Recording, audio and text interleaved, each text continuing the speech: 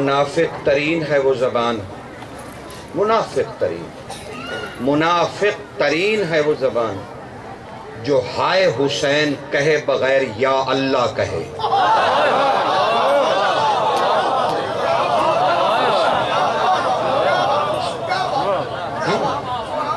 کیوں؟ کس لیے؟ کیا فقیر کا جملہ کائنات میں گونج نہیں رہا؟ حقہ کے بنائے لا الہ آست حسین ساری رات الا اللہ کی تسبیح کرتے رہیے، کوئی فائدہ نہیں ہے جب تک الا اللہ ساتھ نہ ملے، اور حسین ہی تو الا اللہ ہے نا۔ اور جب تک الا اللہ نہیں آئے گا، لا الہ نہیں آئے گا، الا اللہ کیسے سمجھ میں آئے گا؟ اور حسین کی پوری جد و جہد لا الہ کے لیے ہی تو ہے، اور جب شہادت دے دی تو ثابت ہوا الا اللہ۔ تو منافق ہے نا وہ زبان جو حسین کے لیے ہائے نہ کہے۔ اس کا کیا کہنا اور اس کا ذکر بھی کرنا کیا فائدہ دے گا؟ اس کی عبادات کیا فائدہ دے دے گی؟ اور عبادات کے سلسلے میں حتمی رائے دے رہا ہوں اپنی، اور علمی اور فقہی ذمہ داری میرے اوپر عائد ہے۔ میں ایسے تھوڑی ہوں کہ جناب جو میرے منہ میں آئے گا میں کہتا چلا جاؤں گا، اور کوئی قدغنے نہیں ہیں، نہیں، علمی اور فقہی ساری قدغنے میرے اوپر نافذ العمل ہیں، اور اس پہ عمل کرنا مجھ پر واجب ہے۔ لیکن پھر بھی اس ساری فقہی اور علمی ذمہ داری کے متحد یہ عرض کر رہا ہوں، کبریا نے کوئی ایسی عبادت خلق ہی نہیں کی جس میں علی نہ ہو۔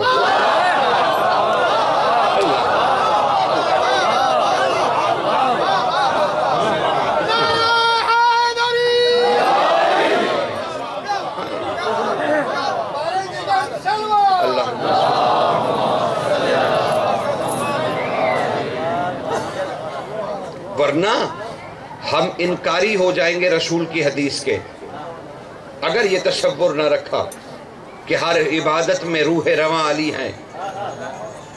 رسول نے کہا تھا، اور کہا بھی کہاں؟ مسجد نبوی کے منبر پر، جہاں اللہ اللہ ہو رہی تھی وہیں کہہ رہے تھے ذکر علی و عبادہ۔ تو مجھے شرح دیجئے نا، اعتراض مت کیجئے۔ میرے بیٹوں، میرے دوستوں، میرے بھائیوں، میرے بچوں، عقل انسانی کاہے کے لیے دی گئی ہے؟ تدبر کے لیے۔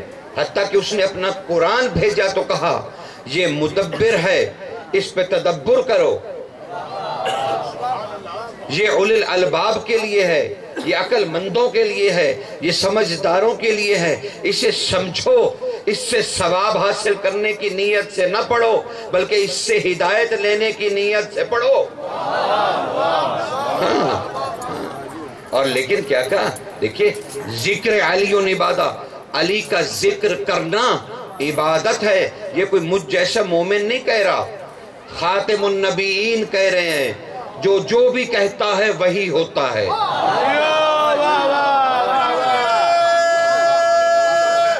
حیدری نعرہ حیدری، یا علی یا علی یا علی مدد حیدر۔ اور یہ وہ ہستی کہہ رہی ہے جس کا دربار اللہ کے گھر میں لگتا ہے،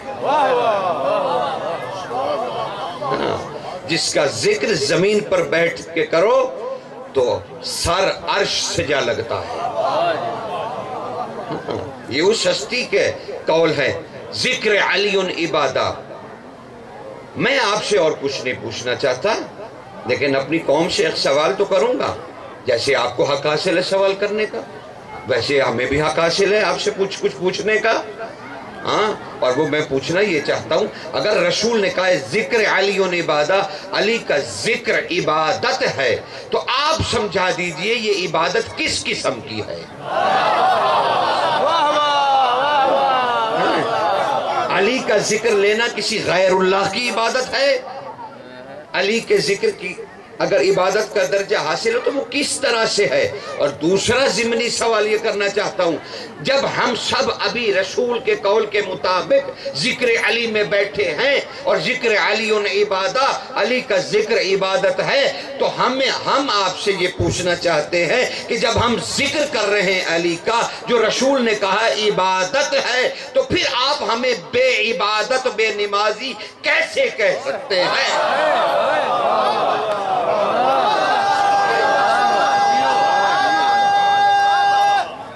حیدری اے بادو بلند کر کے بندہ کھول کے اچھا بول کے حیدری کیسے کہہ سکتے ہیں؟ آپ نے ہم سے کہا اور منبر سے ہم نے ہی کہا اور کہا جاتا رہا اور کہا جاتا رہے گا کہ یہ قرآن صامت ہے، علی قرآن ناطق ہے۔ اچھا، قرآن ناطق اور صامت میں کوئی فرق ہے؟ کہا نہیں جی بالکل کوئی فرق نہیں ہے، جیسا اللہ کا قرآن جو چپ ہے ویسا ہی ناطق قرآن۔ اور دلیل کہاں سے دی؟ جنگ صفین سے، کہ جب نیزوں پہ قرآن کو چڑھایا گیا تو علی اپنی فوج سے کہہ رہے تھے وہ جو نیزوں پہ قرآن لے کر آئے ہیں نا وہ نہیں ہے قرآن،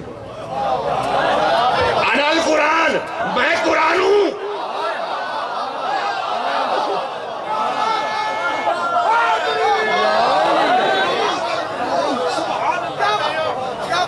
علی نے ہمیشہ کے لیے رد کر دی کہ قرآن میرا مخالف نہیں ہو سکتا۔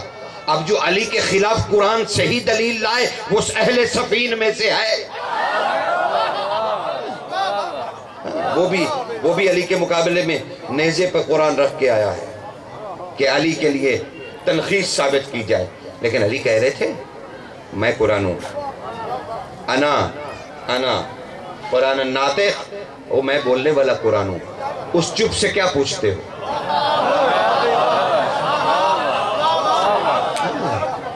ہاں، لیکن یاد رکھیے گا حرف قرآن زندہ ہیں اور بولتے ہیں۔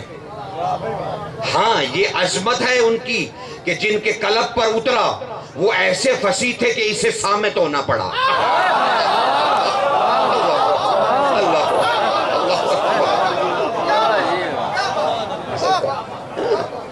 ان کے احترام میں، مصطفیٰ کی فصاحت کے احترام میں یہ صامت ہوتا چلا گیا۔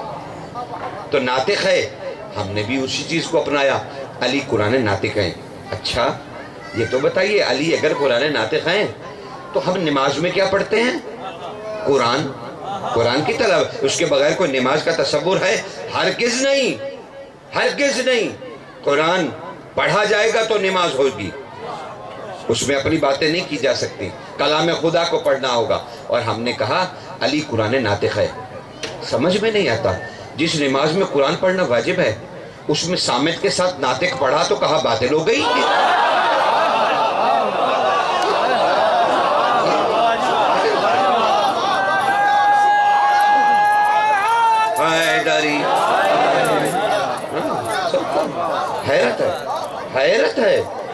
حیرت ہے، اولی الالباب کے لیے دین ہے، یہ بچوں کا کھیل نہیں ہے۔ اچھا کہ جیسا منہ اٹھا کے جو دل چاہے کہہ دیجئے، نہیں، رسول کو کون جواب دے گا دین کے بارے میں؟ میں نے تو ہمیشہ منع کیا، خبردار میرے ساتھ کبھی کوئی لقب نہ لگانا، اگر میں کیا مومن کافی نہیں میرے لیے؟ اور مومن سے، اور یقین جانیے پوری ایمانداری سے کہہ رہا ہوں، آپ کا درجہ یہاں سے بیٹھنے سے افضل ہے۔ کیوں؟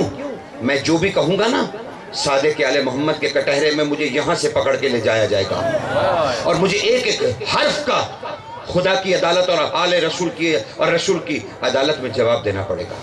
اور میں تو آیا بھی وہیں سے ہوں، میری زبان کو تو زیبا بھی نہیں کہ اتنا شائبہ بھی آئے ان کے ذکر میں جو غیر اللہ سے ہو، لیکن مجھے ہر چیز کا جواب دینا ہے۔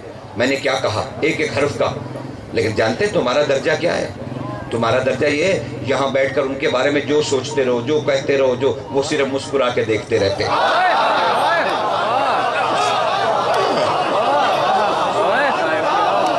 یہ تمہارا درجہ، یہ تمہارا اس لیے ایک عقل مند کی حیثیت سے، ایک عقل مند کی حیثیت سے جناب، ایک عقل مند کی حیثیت سے میں وہ عہدہ، اس عہدے پہ کبھی قربان نہ کروں. ہاں، میں وہاں رہنا پسند کروں گا، میں یہاں رہنا پسند نہیں کروں گا. مجھے مومن علی ہونا پسند ہے، کیونکہ جس نے ان کے سامنے آ کے عالم ہونے کا دعویٰ کیا وہ اسی وقت ابلیس ہو گیا.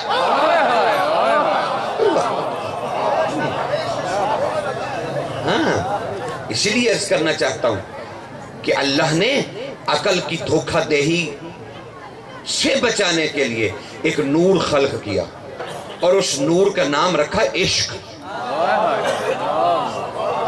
وہ نور عشق تمہیں عقل کی دھوکہ دہیوں سے بچاتا ہے. اس لیے نور عشق کی شمع جلاؤ اپنے قلب میں، تاکہ وہ عقل کی دھوکہ دہیوں سے بچائے. کیونکہ ابلیس عشق میں شامل نہیں ہو سکتا، عقل میں شامل ہو جاتا ہے.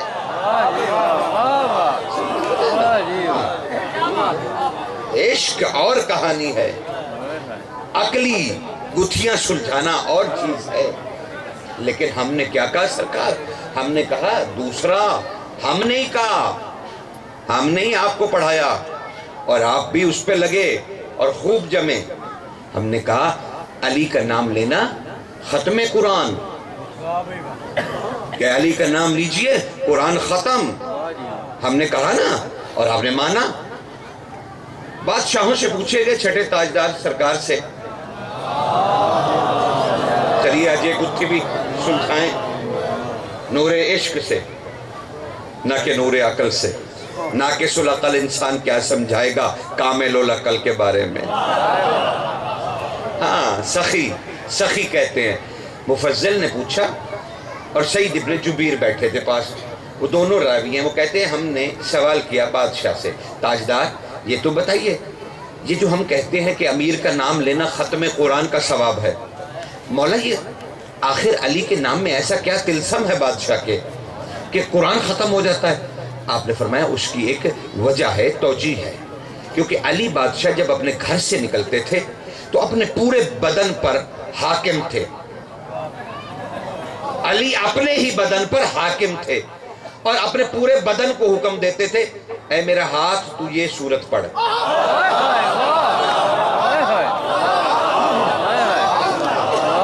اے میرے سر کے بالوں تم فلاں فلاں آیت پڑھو. جو علی اپنے سر کے بال کو جانتا ہو. اسی لیے امام کا عرفان میں ایک اور منزل طے کرو تو تمہیں بتاؤں، علی بادشاہ کے ایک ایک جزء بدن کا اسم گرامی ہے، ایک ایک بال کا نام ہے. اور سخی انہیں حکم دیتے قرآن ختم کرو. اور اسی لیے ایک قدم اٹھانا جو ہی شروع کرتے اور دوسرے تک پہنچتے پہنچتے پورا بدن قرآن ختم کر دیتا. ہاں، عظمت قرآن ہے، علی کا پورا وجود کاری. اچھا، سرکار عبداللہ بن عمر رضی اللہ، سرکار سجاد کے زمانے میں لاٹھی ٹیکتے ہوئے بہت بوڑھے ہو گئے تھے، اور لاٹھی ٹیکتے ہوئے سرکار کے پاس پہنچ گئے. سجاد بادشاہ بیٹھے تھے، کوئی وفد آیا ہوا تھا. تاریخ ابن خلدون سے حوالہ دے رہا ہوں کہ وہاں بیٹھے ہوئے تھے. مقدمہ ابن خلدون سے، ہاں جی، اس کا زمینہ جو عربی میں ہے دیکھ لیجئے گا. مجھے نہیں علم، کتاب تو میں نے اردو میں چھپی ہوئی تاریخ کی دیکھی، زمینہ کا مجھے علم نہیں ہے. لیکن بارہ لائبریریوں میں جو مدارس ہیں ہمارے اہل سنت بھائیوں کے، ان کے ہاں موجود ہے. کیونکہ میں نے جامعہ اشرفیہ کا جب وزٹ کیا تو میں نے وہاں دیکھا، پڑھا ہوا.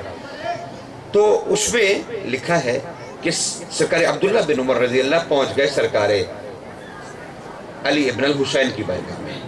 سخی کی بارگاہ میں کہنے لگے، میں نے دیکھا تو نہیں، سنا ہے کہ علی بادشاہ کا پورا وجود قرآن پڑھتا تھا، تو آپ بھی تو علی ہیں،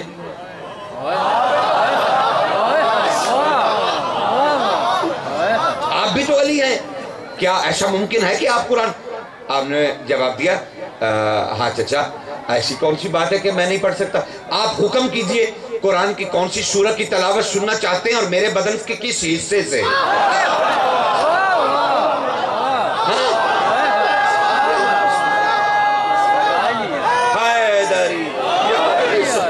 انہوں نے عرض کی، سرکار کیا آپ کی پیشانی سے میں سنوں سورہ یاسین؟ بس اتنا کہنا تھا ان کی خواہش کا کہ سرکار کی پیشانی میں لب بنے. اور کہنے لگا بسم اللہ الرحمن الرحیم یاسین والقرآن الحکیم، اور ادھر غشی طاری ہو گئی۔ جب ہوش میں آئے تو آپ نے فرمایا آپ نے خواہش کی تھی پھر سنا کیوں نہیں؟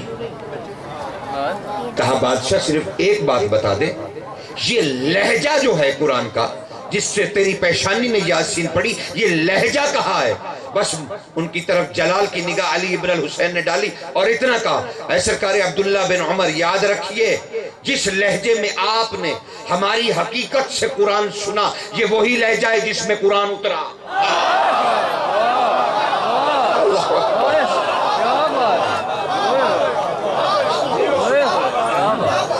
تو علی بادشاہ اپنے پورے وجود کو حکم دیتے تو کہا اس لیے علی کا نام لینا ختم قرآن ہے۔ ختم قرآن ہم نے بھی آپ کو بتا دی، بادشاہوں نے بھی بتا دی، میں نے تاریخ سے آپ کو حوالہ بھی دے دیا، حدیث بھی مکمل سنا دی، تو طے ہو گیا نا، مکمل دلائل سے طے ہو گیا کہ علی بادشاہ کا ذکر۔ اچھا چلیے رکیے، یہ تو میں نے اپنے دلائل دیے نا، آئیے ہمارے اہل سنت بھائیوں کے مشہور ترین مفکر محدث ہیں سرکار دماطی علیہ رحمہ، اور ان سے پہلے سرکار زہری تابعین میں سے ہیں۔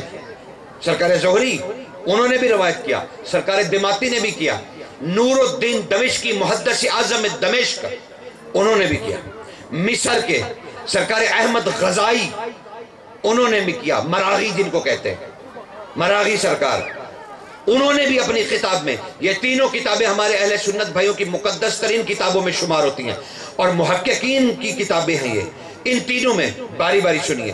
سرکار زہری تابعین میں سے، یعنی انہوں نے مقتل بھی لکھی، قریب ترین زمانہ امام کا، یعنی شہادت کربلا کے بالکل ساتھ ساتھ، اور علی کے زائر ہیں، شریفین کے زائر ہیں، کربلا میں بھی واقعے میں بھی زندہ تھے۔ اور زہری نے لکھا اپنی کتاب جب انوار المصطفیٰ لکھی انہوں نے، چھوٹا سا کتاب چاہے کوئی 200 صفحے کا عربی میں، حجاز عرب کی تاریخ، انہوں نے اس میں لکھا، کہا کہ صرف یہ چیز تواتر روایت سے نہیں ثابت کہ علی کا نام لینا ختم قرآن کے برابر ہے، بلکہ کالا رسول اللہ صلی اللہ علیہ وآلہ وسلم کہ جس نے فقط زبان سے نہیں کہا، صرف عقل میں سوچا علی، اسے بھی قرآن کے ختم کر۔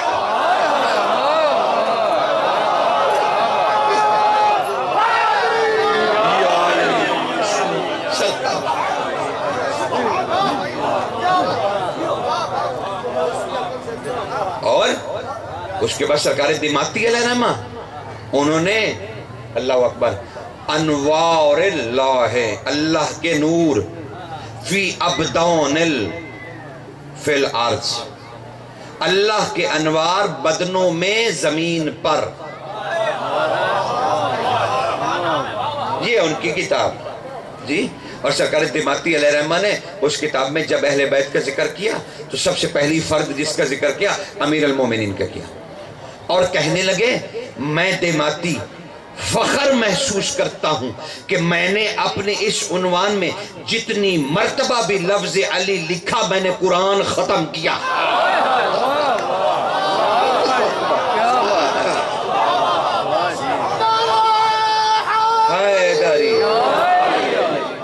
بادشاہ سرکار، ہاں یعنی یہ میں جو چیز پڑھ رہا ہوں ملت اسلامیہ سے پڑھ رہا ہوں، ہم تو فرقہ واریت کے قائل۔ دیکھیے میں آپ کو یقین دیا، سچ پوچھئے، دیکھیے میں اپنی فکر میں تو آزاد ہوں نا، میں آپ کو سچی بات بتاؤں میں کوئی فرقہ تسلیم بھی نہیں کرتا۔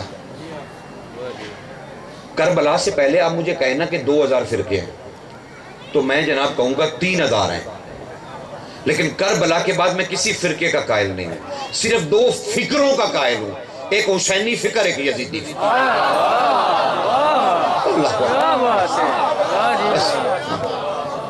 فرقوں کا قائل نہیں ہوں، فکروں کا ضرور قائل ہوں، اور وہ صرف 2 ہیں، یا تمہیں یزیدی ہونا پڑے گا یا تمہیں حسینی، خدا را منافق نہ بنو،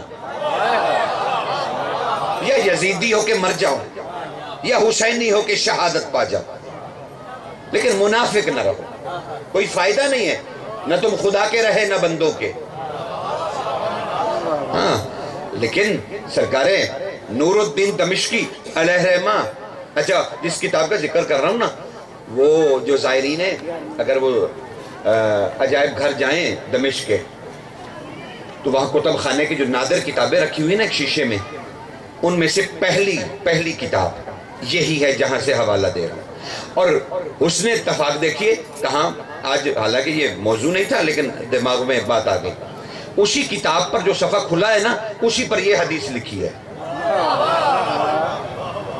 اب جب ظاہر جائیں تو بسم اللہ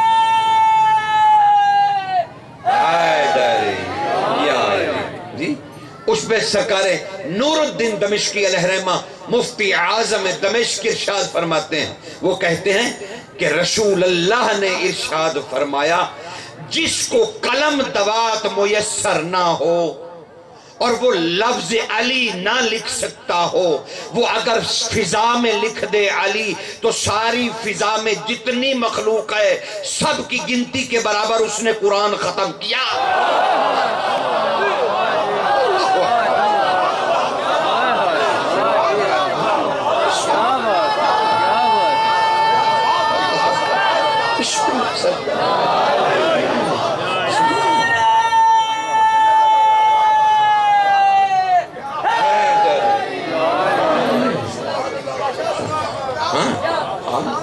اور انہوں نے کہا اگر رسول نے فرمایا بہتے پانی پر اگر لکھ دو علی تو پانی کے ہر قطرے کے برابر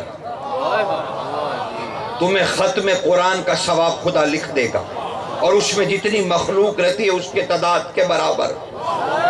کہا اگر تم صحرا میں ہو تو ریت پر لکھ دو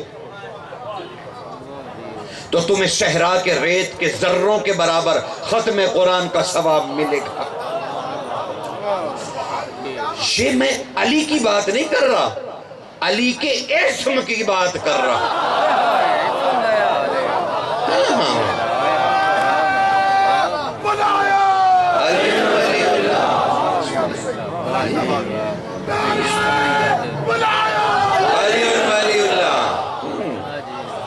ہاں ہمارا مسئلہ یہ ہے، ہمیں سمجھ نہیں آ رہا آپ کو کس نے کہا کہ آپ علی تک پہنچ سکتے ہیں؟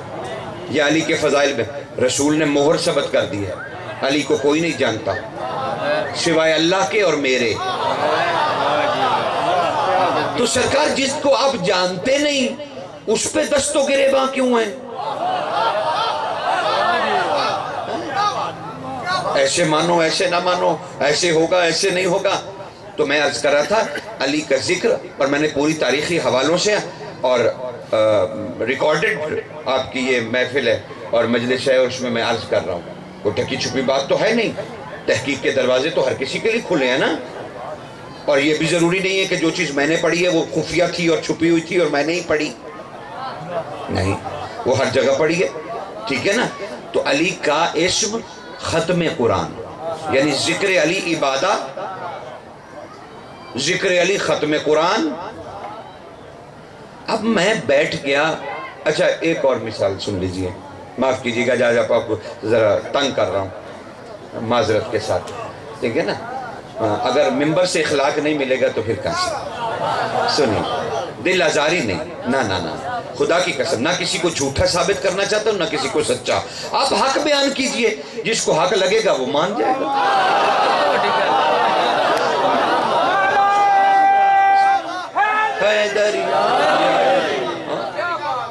آپ عقل کل تھوڑی ہیں، آپ سب ماشاءاللہ عقل کل ہیں، اور خدا نے آپ کو ذہانت دی ہے، حق کو محسوس تو انسان کا دل کر لیتا ہے نا۔ بات حق ہو تو مانیے، نہ ہو تو مولا کی طرف لوٹا دیجئے، میں بادشاہوں سے اجر چاہتا ہوں، ٹھیک ہے، لیکن میں آپ کو برا بھلا کہوں یہ میرے سے نہیں ہوگا، کیونکہ علی کا مومن جیسا بھی ہے علی کا مومن۔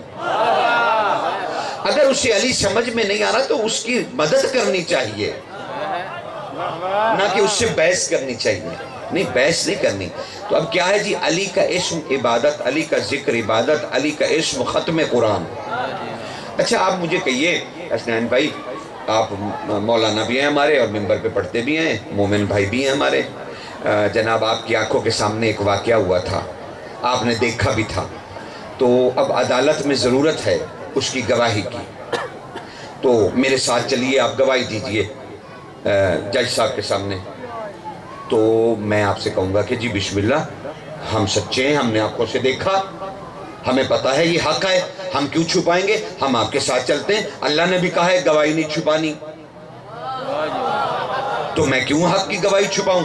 چلیے میں آپ کے ساتھ چلتا ہوں۔ سارے راستے میں نے آپ کے کان کھا لیے، آپ سچے ہیں، میں آپ کی گواہی دوں گا، میں نے آنکھوں سے دیکھا ہے، میں نے سنا ہے، مجھے پتا ہے، میرے سامنے کی بات ہے، ہاں۔ اور ہم چلے گئے، وہاں گئے تو وہ عدالت کے اردری نے کہا کہ جی ابھی آپ کا وقت نہیں ہے، بیٹھ جائیے۔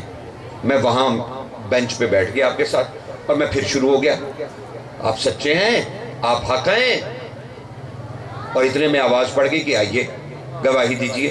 جب میں کٹہرے میں گیا، جج صاحب نے پوچھا ہاں بھائی گواہی دو، اب میں چپ۔ جج صاحب نے پھر پوچھا، پھر چپ، پھر پوچھا، میں پھر چپ۔ میں نے کہا جی میں نہیں دوں گا۔ انہوں نے کہا نکالو باہر اس کو۔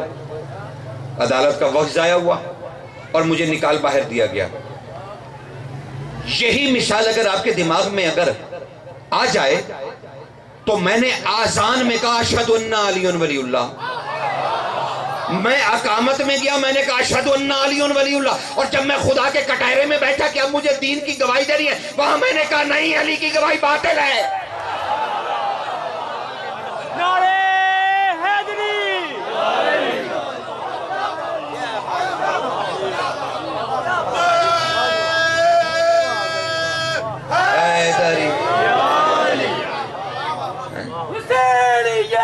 زندہ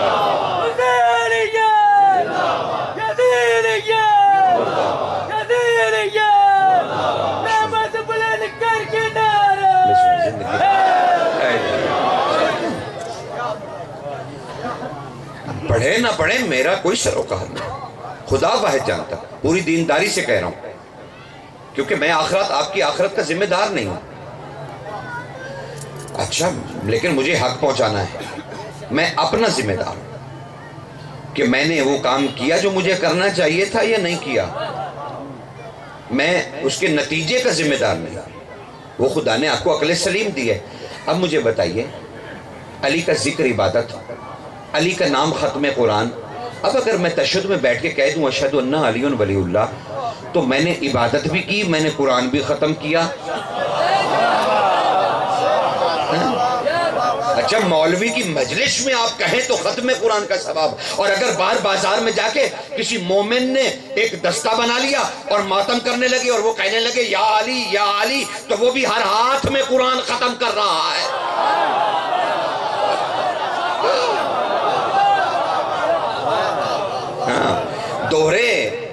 دوہرے معیار نہیں رکھنے چاہیے، سیدھی سیدھی بات کرو، سیدھی سیدھی بات کرو، کیوں گھما پھرا کے بات کرنی؟ اپنا عقیدہ وضاحت سے بیان کیجئے، آپ کو سننا سنیں، نہیں سننا نہ سنیں، اس سے کیا فرق پڑتا ہے؟ لیکن آپ کی رضامندی کے لیے میں اپنا عقیدہ چھپاؤں کہ کہیں آپ مجھے برا بھلا نہ کہنا، تو کہیے نا علی پر برا بھلا کہا جانا تو رسول کی سنت ہے۔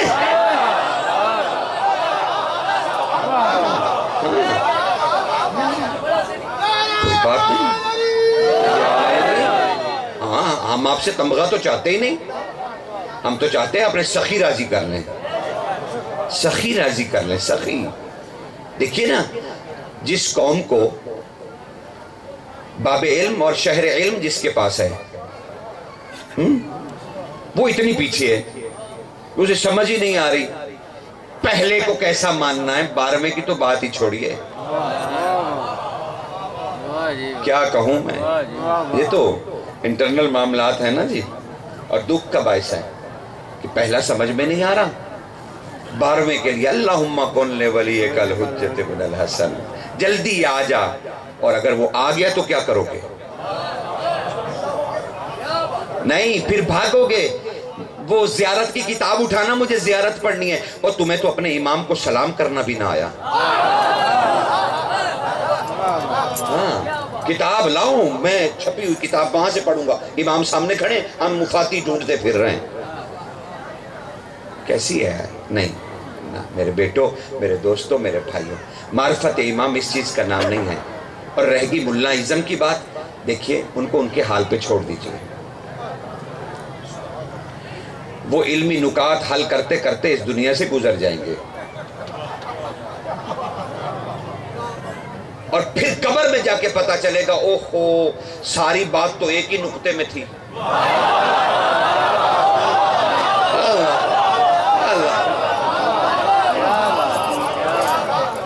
یہی تو درد عرض کرنا چاہتا ہوں۔ کہا مولانا اولاد نہیں ہوتی، شادی ہوئی ہے، اولاد نہیں ہوئی۔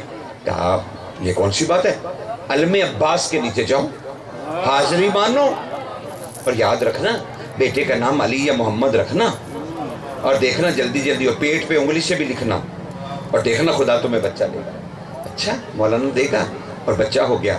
مولانا آپ آئیے نا، آپ کی دعاؤں سے ہوا۔ اچھا میری دعاؤں سے ہوا؟ ہاں بالکل بالکل، ہم نے آپ کو بتایا تھا۔ مولانا آئیے کان میں اذان دیجئے۔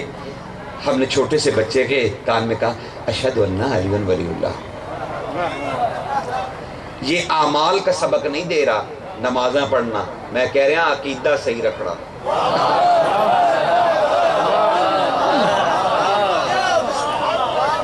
اشہد ان علی ولی اللہ۔ دوسرے کان میں مولانا ادھر بھی کچھ کہہ دیجئے۔ ہاں بھائی کیوں نہیں کہیں گے، وہاں کا اشہد ان علی ولی اللہ۔ دونوں کانوں میں اچھی طرح بچے کو بتا دیا۔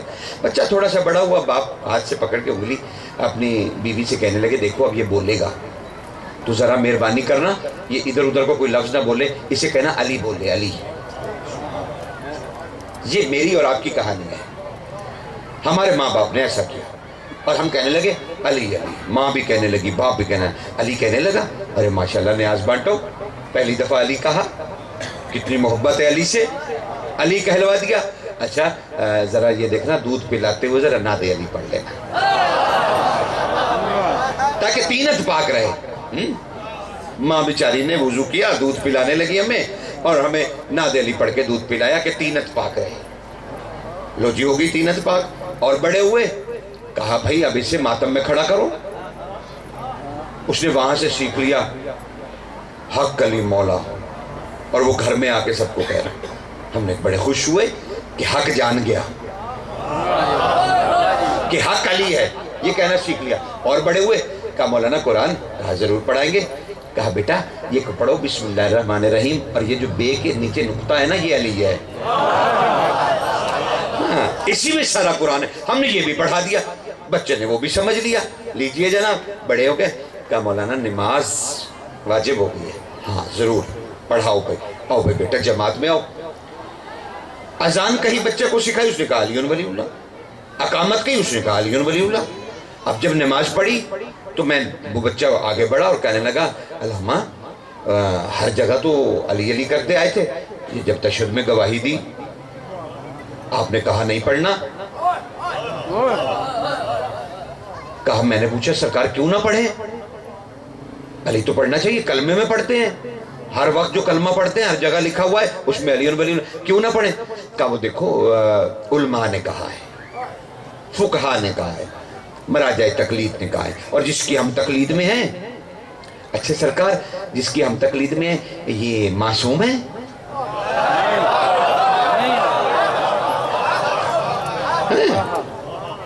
سرکار معصوم ہے؟ نبوت کے درجے پہ ہے یا امامت پہ؟ نہیں نہیں نہیں، توبہ استغفر، نہ نبی ہیں نہ امام ہیں اور نہ معصوم ہیں، بس علم ہے ان کے پاس۔ اچھا مولانا سرکار میری سمجھ میں نہیں آ رہا، علی علی کرتے چلے آئے، صرف اتنا بتا دیجئے کہ ان علماء کے کہنے پر یعنی آپ نے کہا کہ یہ نبی بھی نہیں ہے، امام بھی نہیں ہے، غیر معصوم ہے۔ اچھا غیر معصوم کا فتویٰ معصوم پہ چل جاتا ہے؟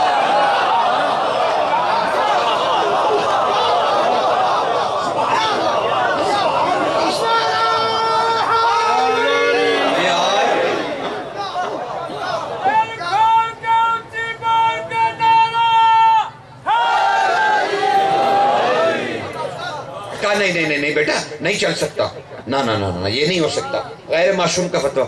اچھا سرکار پھر ہم مان کیوں رہے ہیں؟ بیٹا وہ تقلید ہے نا، وہ ضروری چیز ہے۔ اچھا سرکار مجھے تو توضیح دکھا دیجئے۔ سرکار علامہ نے توضیح دے دی، اور اس صاحبزادے نے توضیح کھولی، پہلے ہی صفحے پہ ایک درج تھا جس کی مراجع تقلید کی بھی عزام اللہ کی تھی، انہوں نے پہلے صفحے پر ایک حق لکھ دیا، اور وہ عالم تھے، حق کیوں نہ لکھتے؟ انہوں نے کہا اصول دین میں تقلید حرام ہے۔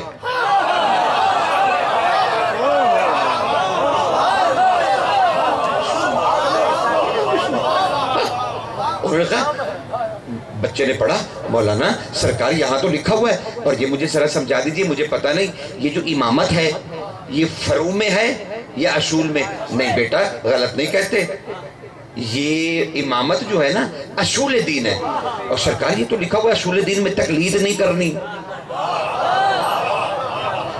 اصول دین میں تقلید، ہاں وہ لکھا ہوا ہے، لیکن بس اچھا سرکار ٹھیک ہو گیا، بچے نے زندگی گزار دی بغیر پڑھے، لو جی وقت آخر آ گیا، اسی صاحبزادے کا حق ہو گئے۔ وہی بوڑھے بھائی دیکھیے یہ پیدا ہوا تھا تو اذان میں نے کہی تھی، اس کا جنازہ بھی اب ہمارا یا کہ لاٹھی ٹیکتے علامہ تشریف لائے، وہی جنہوں نے سارا دین سمجھایا تھا۔ جب قبر میں رکھنے لگے تو کہنے لگے بھائی کوئی کڑیل جوان بیٹا ذرا قبر میں اتر جائے، ذرا تکڑا ہو، قبر میں جاؤ بیٹا اور کینچی بنا لو ہاتھوں کی۔ جی سرکار بن گئی، اب کیا کروں؟ کہا اب جب میں اس کا نام لوں نا تو اس کے کندھوں کو پکڑ کے زور سے ہلانا۔ کہا ٹھیک ہے سرکار ایسے کروں گا۔ اب انہوں نے کندھے پکڑ لی لڑکے نے، بیٹے نے۔ اب اس نے کہا اے فلاں بن فلاں اسمع افہم، سن بھی اور سمجھ بھی۔ ہلایا، اشہد ان امیر المومنین علی ولی اللہ۔ وہ سرکار علامہ جب سمجھنے اور سننے کے لائق تھا تو نے کہا سمجھنا بھی نہیں سننا بھی نہیں، اور جب میں اس قابل نہیں رہا تو مجھے ہلا کے کہہ رہے ہو اشہد ان علی ولی اللہ۔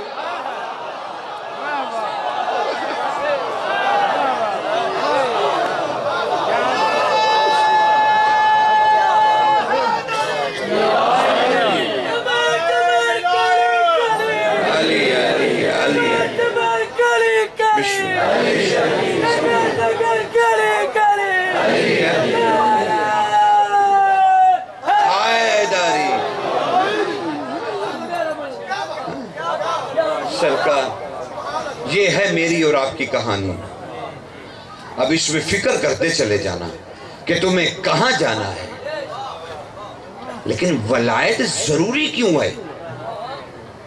یہ ایک فطرتی سوال ہے۔ آخر علی ہی کیوں ضروری ہے؟ علی پر ہی کیوں رسول نے کہا؟ سرکار پہلے خلیفہ راشد رضی اللہ نے ارشاد فرمایا، انہوں نے ارشاد فرمایا مجھے اگر حق کوئی بھی کہے نام لینے میں کیا قباحت ہے، لیکن حق تو سنیے۔ سرکار نے فرمایا، خلیفہ راشد نے جناب سرکار ابو بکر رضی اللہ نے، انہوں نے ارشاد فرمایا کہ میں رسول کے پاس بیٹھا تھا کہ رسول نے فرمایا یا ابا بکر، اور کالا رسول اللہ صلی اللہ علیہ وآلہ وسلم حب علی برات من النار، علی کی محبت جہنم سے آزادی کا پروانہ ہے۔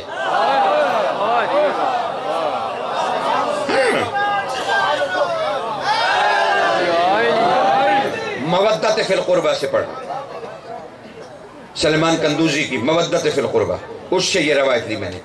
اور پھر انہوں نے دوسرا باب قائم کیا، کہا ابن الخطاب رضی اللہ نے، جی یونابی، اس کا ترجمہ جو ہے وہ مودت فی القربہ، آپ کے اردو میں اس کا ترجمے کا نام مودت فی القربہ ہے، عربی میں یونابی ہے، اور وہ یوناب محبت کو ہی کہتے ہیں، وہ صحیح ہے ترجمہ۔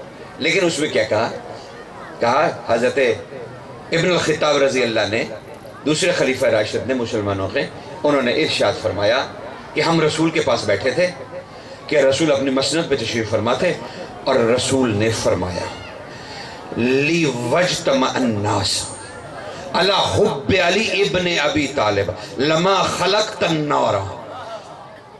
اے ابن خطاب سن، اگر دنیا علی کی محبت پہ جمع ہو جاتی تو میں کبھی جہنم کو پیدا ہی نہ کرتا۔ پہلی حدیث میں رسول نے کہا برات من النار، جہنم سے پروانہ آزادی کا حب علی۔ دوسری حدیث میں دوسرے صحابی سے ارشاد فرمایا کہ دیکھو اگر دنیا محبت علی پہ اکٹھی ہو جاتی جہنم پیدا ہی نہ ہوتی، تو اعمال پہ جہنم نہیں ملے گی، بغض علی پر ملے گی۔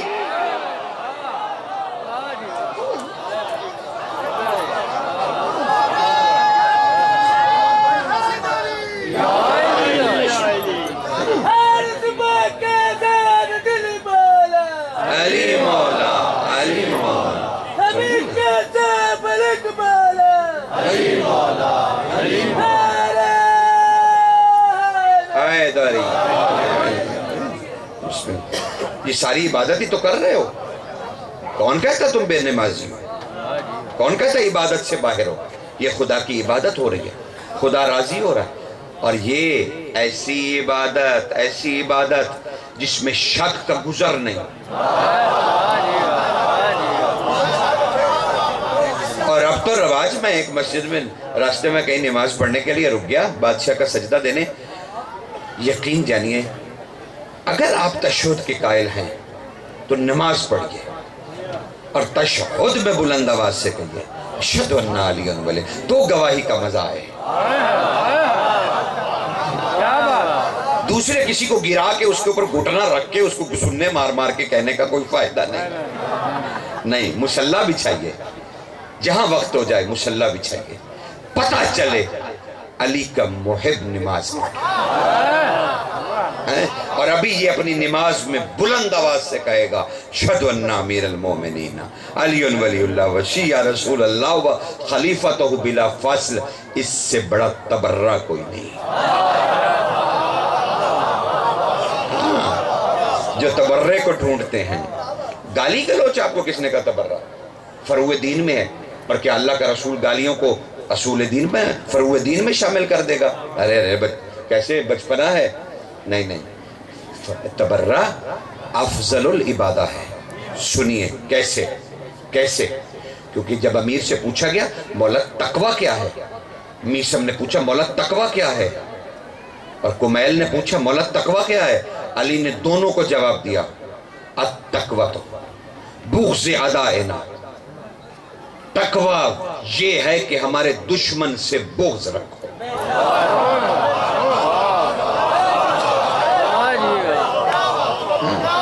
اب پڑھو الف لام میم ذالک الکتاب لا ریب فیہ ھدی للمتقین.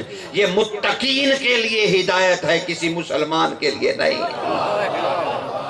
اور علی نے کہا متقی وہ جو ہمارے دشمن سے. اور ایک اور جگہ پہ المسوخ الامت اعدائنا، اس امت کے مسخ شدہ لوگ وہ ہیں جو ہم سے بغض رکھتے ہیں. یہ علی نے کہا. اور اب دیکھیں، لیکن تبرہ کرتے ہوئے خیال رکھیے کہ کیا عبادت ہو رہی ہے یا گالی گلوچ ہو رہا ہے. گالی گلوچ کا نام عبادت نہیں ہے. بیزاری، اور بیزاری کیا؟ جو وہ کرتے ہیں وہ آپ نہ کیجئے، یہ بیزاری ہے. عملی بیزاری وہ کیجئے. لیکن ہائے کیوں ضروری ہے علی؟ اچھا دیکھیے، اب علی کو سمجھنے کی کوشش کرتے ہیں علمی سطح پہ، ورنہ وہاں تو مجال نہیں ہے. وہاں تو رسول نے بند کر دیا دروازہ. جب شہر علم ہی دروازہ بند کر دے تو پھر ہم تلاش تو نہیں کر سکتے نا. لیکن علی کی جہتیں تو ہم دیکھ سکتے ہیں. دیکھیے اچھا اب تھوڑا سا آپ بھی پیٹرن بدلیے. اب یہ سوال نہ کیا کیجیے ممبر پہ کہ جی خیبر سنا دیو تے او دسو کہ جی بوا کی میں بھکایا جو علی دی اڑے ہی پھر تھلے نہیں آیا. نہیں. آج کے ذہن کو یہ سوال کرنا چاہیے. میں جو آج کی ایج کا جو گلوبل ولیج ہے اور جو آج کی تھیوریز ہیں اور فیس بکس اور یہ اور جس طرح کا لٹریچر آ رہا ہے اور جس طرح کی کنفیوژنز پیدا ہو رہی ہیں اور فیک اور صحیح میں کوئی فرق نہیں ہو رہا، عجیب صورتحال ہے.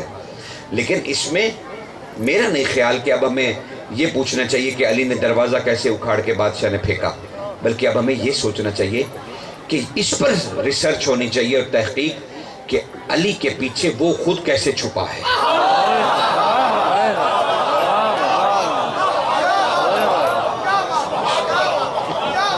وہ مظہر خدا علی کو جو بنایا، علی کیسا مظہر ہے، کیسے ثابت کرتا ہے کہ وہ ایک ہے. یہ ڈھونڈنے کی کوشش کیجئے کہ علی بادشاہ نے کیسے توحید کو ثابت کیا، علی نے کیسے بتایا کہ وہ وحدہ لا شریک ہے، علی کے سجدے کیا تھے. کیونکہ جانتے ہیں میسم نے کہا اور ابو ذر، یہ دونوں کی روایتیں، وہ کہتے ہیں ہم نے صحرا میں علی بادشاہ کو اس حال میں دیکھا جس میں کسی انسان نے نہیں دیکھا، جب علی مسلح پہ مشارق الانوار رجب البرسی علیہ رحمہ ان کی کتاب سے پڑھ رہا ہوں. کہا ہم نے اس حال میں علی کو دیکھا جب صحرا میں علی عبادت کرنے جاتے تھے اور وہ علی کا روپ دیکھ کے ہم نہ جانے کیسے اپنے دماغی توازن کو قائم رکھ پائے. جب ہم نے علی سے نیت کرتے ہوئے سنا، علی یہ نہیں کہہ رہے تھے 2 رکعت نماز پڑھتا ہوں، علی کہہ رہے تھے جیتا الیک بک، تجھے تیرے ہی سامنے لایا.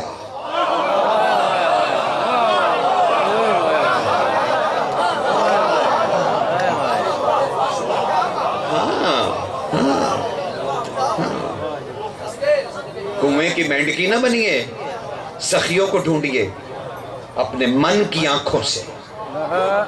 من ملا کی آنکھ سے نہیں، میری آنکھ سے نہیں، اپنے قلب کو جگائیے، کیونکہ علی کی محبت کی شمع جلتی. اب دیکھیں نا، میں نے جتنے حدیثیں آپ کے سامنے بیان کی، کسی میں رسول نے نہیں کہا علی کی محبت، علی کی محبت ہر جگہ کہا. یعنی یہ جتنے فضائل ہیں حب علی کے ہیں. اچھا، اور اگر معرفت میں ایک اور قدم بڑھ جاؤں تو مجھے معاف کر دینا. چلیں، ناقص العقل بے وقوف کہہ کے معاف کر دینا. لیکن میں یہ عرض کروں آپ کے سامنے، ہم جتنے فضائل پڑھتے ہیں نا، یہ آج تک زمین پر پڑھے گئے ہیں، جتنے بھی پڑھے گئے ہیں، یہ سارے وجود علی کے ظاہری مثالی وجود کے ہیں، علی کے نہیں ہیں. یہ جو مکہ اور مدینہ میں علی نظر آتے رہے، جو سفین میں، یہ اس وجود کے فضائل ہیں. اور لفظ فضائل، اچھا دیکھیے، اگر آپ غور سے سنیں نا تو دیکھو، میں نے خطبے میں کہا علی ابن ابی طالب، اس کے بعد بھی میں مشرق ہوں، اس کے بعد بھی میں نصیری ہوں، اس کے بعد بھی میں غالی ہوں. جب میں نے یہ کہہ دیا کہ میں ابھی سلام بھیج رہا ہوں علی ابن ابی طالب پر، جو علی ابو طالب کا بیٹا ہے، تو خدائی کہاں سے ہو گئی؟ وہ تو بیٹے ہو گئے ابو طالب کے. اور جہاں ابنیت آ جائے وہاں اللہ تو نہیں، الوہیت تو نہیں ہوتی. پھر بھی آپ کو لگتا ہے، تو یہی تو کمال ہے، یہ تفاوت عقل اور فکر ہے کہ میں جہاں اپنے علی ابن ابی طالب مولا کے فضائل پڑھ رہا ہوں، تیری سوچ میں توحید اتنی چھوٹی ہے کہ تمہیں وہاں اپنا اللہ لگ رہا ہے. اللہ اکبر، اللہ اکبر.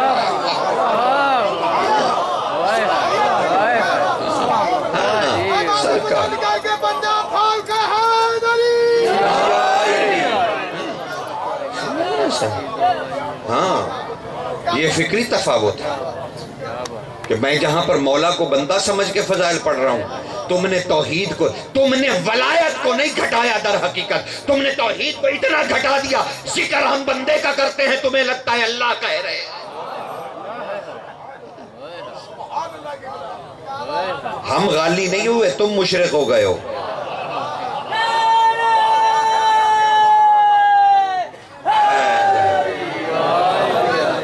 اچھا سن لو، یہ غالی کیا ہونا، غالی کیا ہوتا ہے؟ چلو اس کو بھی تو سمجھے نا. مجھے پتا ہے میں زحمت دے رہا ہوں، لیکن میں کیا کروں، میرے بچے جگہ جگہ پرچیاں بھیجتے ہیں. غالی کیا ہے؟ دیکھیے، غلو کیا ہوتا ہے. غلو کی 2 قسمیں ہیں. ایک غلو جس میں کمی ہو اور آپ جھوٹ بول کر اس کی کمی کو برتری میں بدل دیں، یہ غلو کی پہلی قسم ہے. یعنی وہ ہے نہیں لیکن آپ جھوٹ بول کے انہیں وہ بنا دیں اور اس کی کمی کو پورا کر دیں. یعنی اس میں نقص ہے، آپ نقص کو پورا کر رہے ہیں چھپا کر، یہ غلو ہے.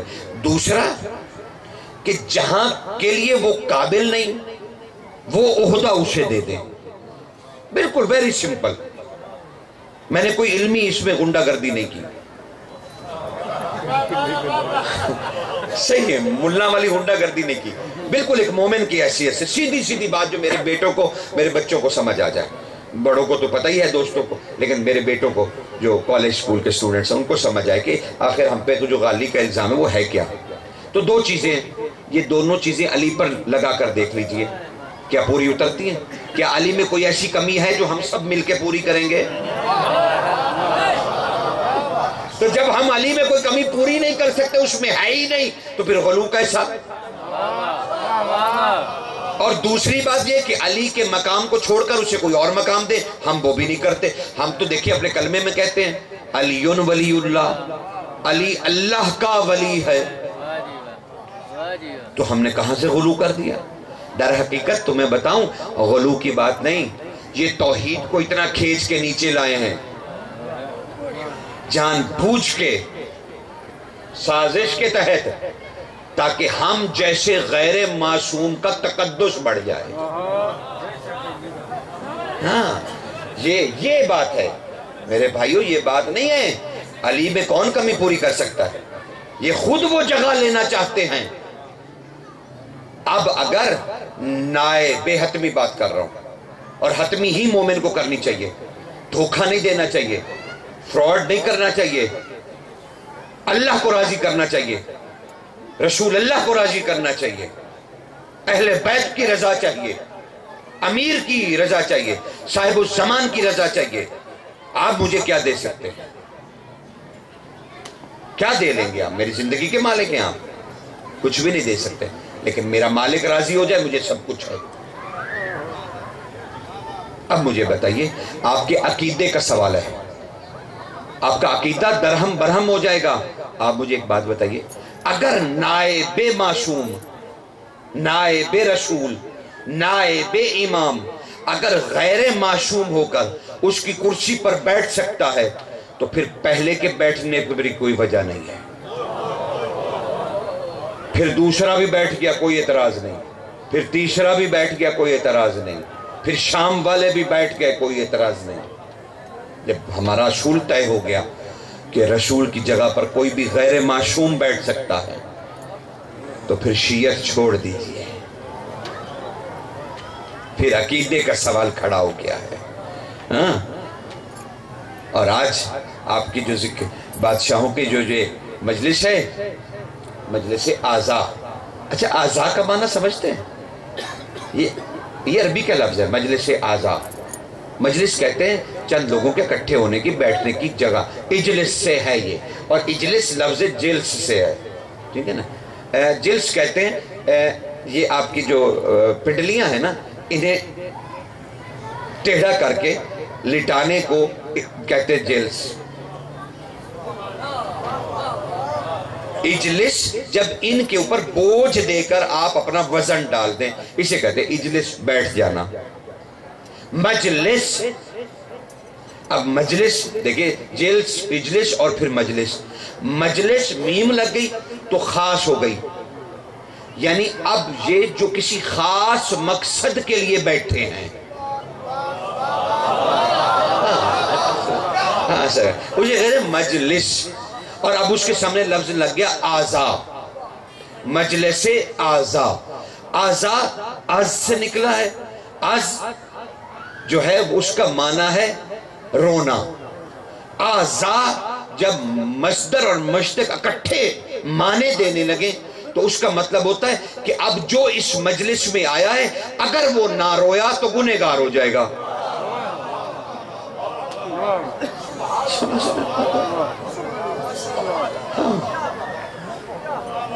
یہ معنی ہے مجلس اعضاء کا، جو آپ اشتہار پہ لکھتے ہیں، ٹھیک ہے نا؟ اسے کہتے ہیں مجلس اعضاء، جہاں پر روئے بغیر چارہ نہ ہو۔ تو کیونکہ ہم مجلس اعضاء میں بیٹھے ہیں اور زیارتیں بہت ہیں، میں چاہتا ہوں میں ہر زیارت کے حوالے سے مجھے موقع دو۔ اور دیکھو یہ کریم اتنے ہیں، یہ کہتے ہیں کہ اگر تمہارے آنکھ میں اتنی نمی آ جائے کہ مچھر کا پر گیلا ہو جائے تو ہم راضی ہیں۔ کتنے کریم ہیں، میری کوئی ڈیمانڈ نہیں، بس ہم چاہتے ہیں کہ ہم سچے دل سے معرفت سے رو لیں، جبلت سے نہیں۔ جبلت کیا ہے؟ لشکر یزید بھی تو رویا تھا، تو کیا وہ سارا بخشا گیا رونے پر؟ نہیں، کیونکہ وہ جبلت پہ روئے تھے، انسان کی فطرت ہے۔ اچھا دیکھیے، آپ کوئی ڈرامہ دیکھیں کوئی ٹریجک، تو آپ رونے لگ جاتے ہیں، ان کو محسوس، حالانکہ وہ کردار ہیں محض، لیکن آپ کا دل اس پہ دکھی ہو جاتا ہے۔ یہ جبلت ہے۔ حسین ٹریجڈی نہیں ہے، آئیڈیالوجی ہے۔ حسین کوئی رونے کا سامان نہیں ہے، خدا تک پہنچنے کا راستہ ہے۔ یہ یاد رکھیے گا. تو میں ٹریجڈی نہیں بیان کر رہا، ظلم کی کہانی تماچوں والی، معاف کیجیے گا. میں یہ کہتا ہوں کہ حسین کی اگر بیٹی کو کسی نے تماچا مار لیا ہوتا آج تم زندہ نہ بیٹھے ہوتے. بطول عذرا کو چھونا انسان بشر کا کام ہی نہیں. اور سجاد ابھی تھے، کسی کی کیا مجال حسین کی بیٹی کو کوئی تماچا مارے. ہاں مصائب اتنے ہیں وہ بیان کیجئے. جانتے ہیں کبھی عرفان سے مصائب کو سنا کرو، رونے کے لیے نہیں، دل کے رلانے کے لیے، کہ دل تمہاری آنکھوں کے ساتھ برسے. حسن کی بیٹیاں علی ابن الحسین کی اہلیہ ہیں. دیکھیے میں اتنا پاک نہیں ہوں کہ میں رسول کی بیٹیوں کے نام لوں، تو میں رشتوں سے بتاتا ہوں، آپ سمجھتے جائیے. باقر بادشاہ کی والدہ ہیں. کہاں میری ولادت، کہاں رسول کی بیٹیوں کے اسم. تو میں اشارے سے گزر جاتا ہوں، یا میں نے قرآن مجید کی صورتوں پہ شہزادیوں کے نام لکھے. بڑی بی بی عالیہ بی بی یاسین، چھوٹی بی بی الف لام را. وہ بھی تو منظر تھا نا، قرآن کے قاری قرآن کی صورتوں کو رسیے باندھے لیے بازار میں تھے.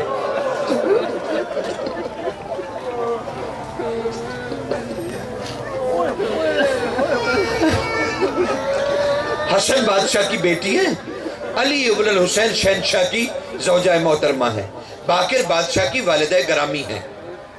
نام ان کا اپنی دادی کے نام پر ہے. جب کوئی چادر چھیننے والا قریب آیا نا تو اتنا جلال تھا کہ مٹی اٹھا لی کربلا سے اور کہا خبردار دور رہنا، میں حسن کی بیٹی ہوں. اگر میرے قریب آئے تو میں اس مٹی کو موت دے دوں گی. جانتے ہیں یہ مٹی کیا ہے؟ اسی سے آدم بنا تھا. طاقت رکھتی ہے علی کی پوتی کہ میں پوری دنیا کو واپس لے جاؤں گی اور میں آدم کو بھی نہیں بننے دوں گی. اتنا جلال آنا تھا کہ یاسین بی بی کا ہاتھ کا دیکھ میں علی کی بیٹی ہوں، تو حسن کی بیٹی ہے. یہ جلال ہم میں بھی ہے. اور مٹی پھینکوا دی اور کہنے لگی شہزادی کو، اے سورہ یاسین، یہ میرے سر سے چادر چھیننے لگا تھا. کہا بیٹی ذرا ہمارے سر کی طرف نگاہ کر. دیکھا تو یاسین بلا غلاف تھی.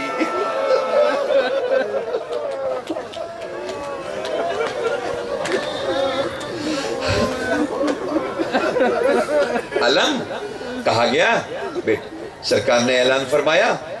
پیش بندی جو کر رہے تھے انہوں نے کہا کہ زیارت نکلے گی ذوالجناح کی، علم کی اور محمل کی اور شبیہ تابوت امام حسن. میں چاروں پہ آپ کو ایک ایک روایت سناؤں گا تاکہ کوئی بادشاہ کی شبیہ ایسی نہ رہ جائے جس کی معرفت ہمیں نہ ہو.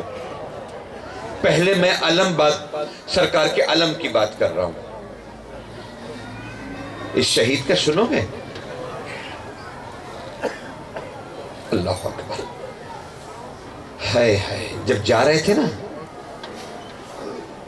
تو ایک آواز آئی، یاسین مخاطب ہوئی.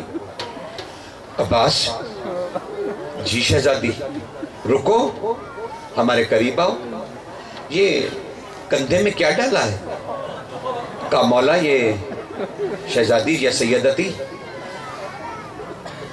اے رسول کی بیٹی، یہ حسین کی سورہ کوثر نے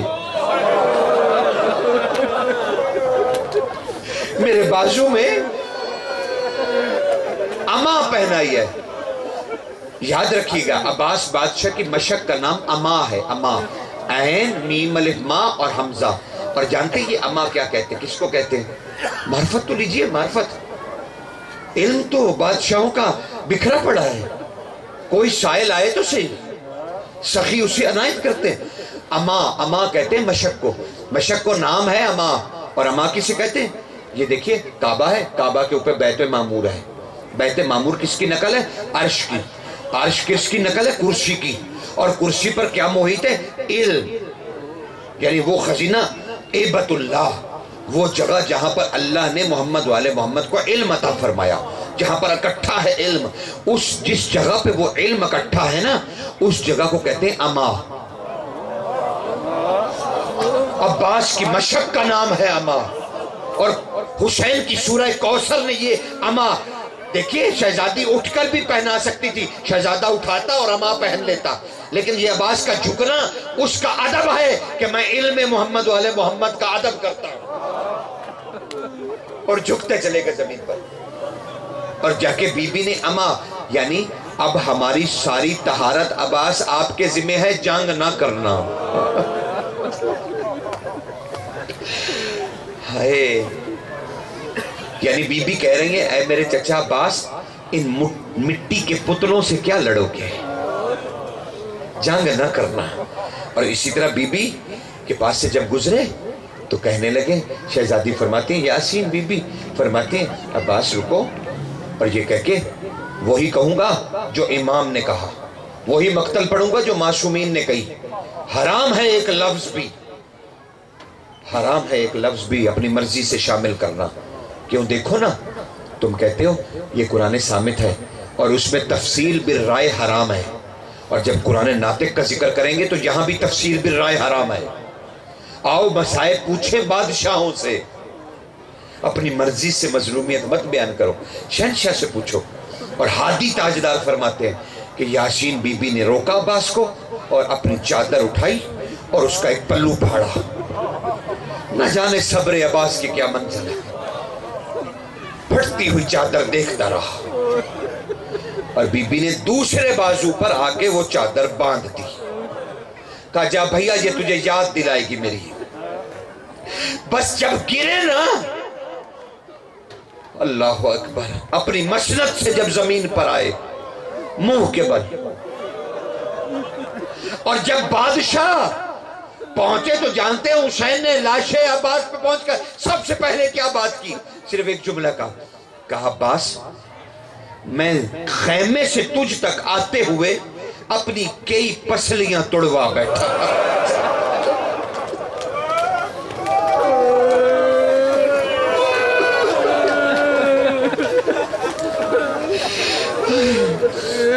اور کہہ رہے تھے عباس تیرے خوف سے پہلے شامی جاگتے تھے، علی کی بیٹیاں سوتی تھی، اب علی کی بیٹیاں جاگیں گی، شامی آرام سے سوئیں گے۔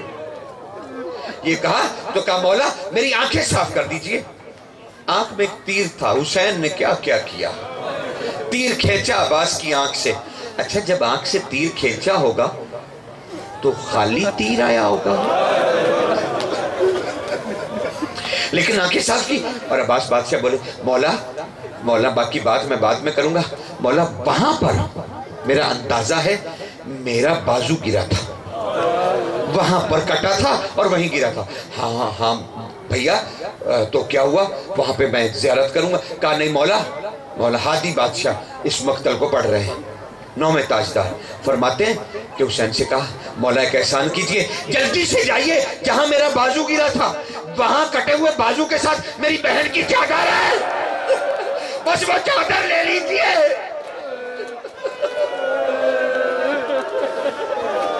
اور حسین جب خیمے میں پہنچے تو بی بی نے پوچھا این الاحوال العباس، بادشاہ نے وہی چادر کا ٹکڑا نکال کے دیا، کہا یہ ہے عباس۔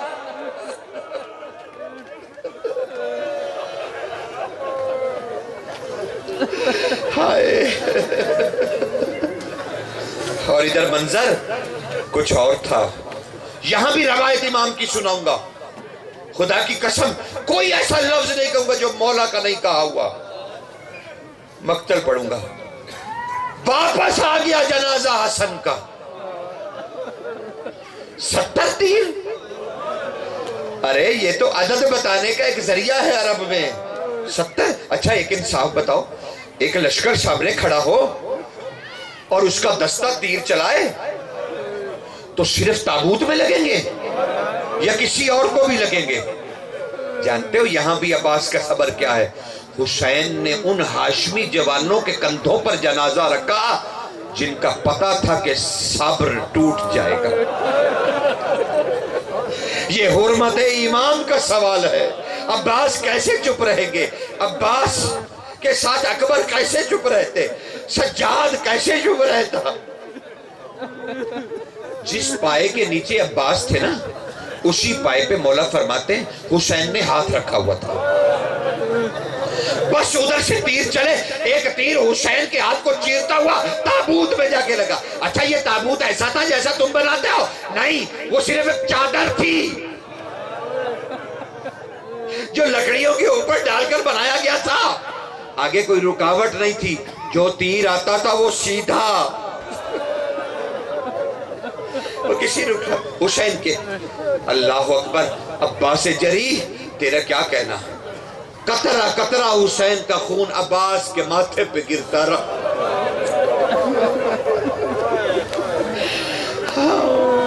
مقدون نے لکھا، تاریخ مقدونیہ، اس نے لکھا اہل دمشق میں سے، وہ کہتے ہیں کمال ہے، کمال ہے، علی کی 4 بیٹیاں موجود تھیں اس جنازے پر جو واپس لوٹا تھا۔ 4 بیٹیاں، اور چاروں کے ہاتھ تیروں سے بھرے ہوئے تھے جو بھائی کے کفن میں سے نکالتی رہی۔ 9 کفن تبدیل ہوئے، 9 کفن تبدیل ہوئے۔ کہا جنازہ تیار ہوا، پتہ نہیں تمہارا جگر کیسا ہے، تم برداشت کر پاؤ گے یا نہیں آل رسول کے اس دکھ کو؟ ہائے، کہا جب جنازہ نکلنے لگا تو سامنے پھر لشکر دیکھا۔ حسین نے محسوس کیا اور کہا عباس میں نانا کی قبر پہ جنگ نہیں چاہتا، میرا بھائی بھی نہیں چاہتا تھا، ہم بقیہ کی طرف مڑیں گے۔ انہوں نے گھیرا، جس طرح جنازہ مڑتا وہ لشکر آگے آتا۔ اچانک حسین کے چہرے پہ جلال آیا، جنگ روکوں تو کیسے، ہاشمیوں کے غصے کو روکوں تو کیسے؟ تب مظلوم حسین نے مظلومیت کی انتہا کر دی، جلال کی نہیں، اپنی مظلومیت کی انتہا کر دی۔ واپس گھر کی طرف مڑے اور کہنے لگے اے علی کی بیٹیوں، برقعے پہن لو، آؤ جنازے کے ساتھ چلو۔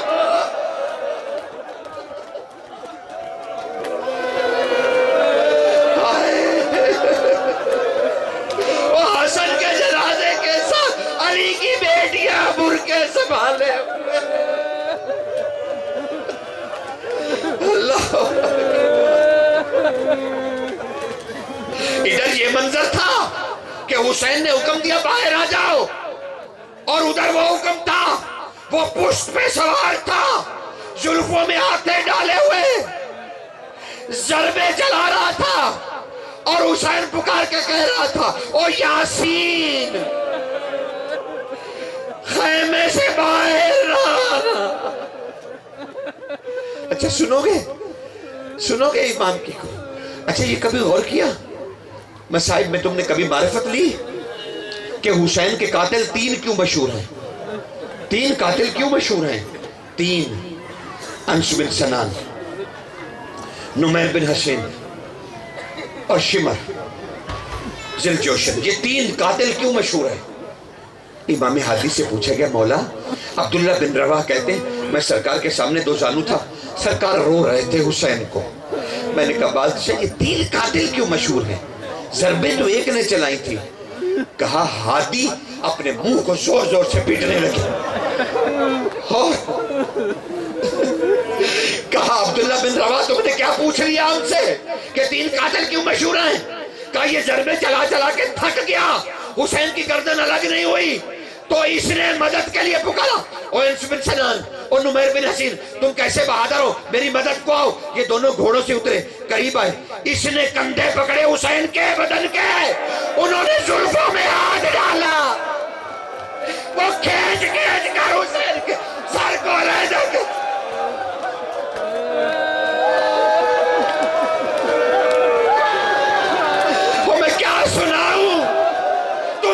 سنو گے، کیا بتاؤں رسول کی بیٹی کیا کہا روئی۔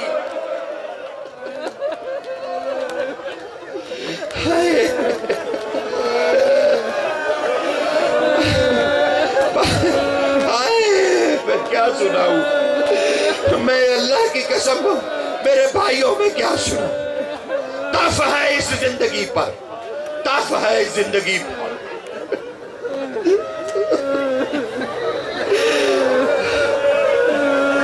محمل تیار ہوئے، پھر ابن خلدون سے پڑھ رہا ہوں، اور جو بچے زیارت لے کے آئیں گے وہ تیار رہے، لیکن مجھے مصیبت پڑھنے دے پہلے۔ سرحون سامان جو بیویوں نے لے کر جانا تو اس کی فہرست یزید کو پیش کر رہا تھا، لکھا ہوا تھا 3 محمل۔ اس نے کہا 3 محمل صرف؟ کہا ہاں یزید سب کچھ ختم ہو گیا، اتنے ہی رہ گئے ہیں کہ 3 محمل چاہیے۔ لگ گئی سواری بی بی کی، یاسین نے قدم باہر نکالا، لیکن آج وہ ساتھ نہیں جو صحیفہ مصیبت تھی اہل بیت کی۔ جو ہی وہ زندان میں رہ گئی، قید رہا ہو گئی، چادریں بھی مل گئی، حسین کی بیٹی زندان میں رہ گئی، محمل بٹھائی گئے، سیڑھی لگائی گئی، یاسین آہستہ آہستہ چلتی۔ محمل میں جو دیکھا دبیر کے پردے لگے ہوئے تھے، کہا بیٹا سجاد انہیں کہو ریشم کے پردے اتار دیں، کالے پردے لگا دیں۔ بی بی تشریف فرما ہوئی، ابھی اونٹ اٹھا نہیں تھا کہ بی بی نے پردہ ہٹایا۔ او شام کی رونے والی عورتوں، مجھ پر احسان کرنا، ایک ہماری قبر رہ گئی ہے یہی، بس کبھی جا کے چراغ جلا دے۔ یہ قافلہ چلا، کربلا میں 3 محمل پہنچ گئے۔ ہائے، پہلا مرثیہ پڑھا بی بی نے، یاسین بولی، سورہ یاسین نے تلاوت کیا، کہا بادشاہ حسین تیرے حرم میں تیری بہنیں داخل ہو گئی، لے دیکھ سارے راستے جیسے ہمیں اتارا جاتا تھا۔ یہ کہہ کے بی بی نے محمل سے اپنے آپ کو زمین پر گرایا۔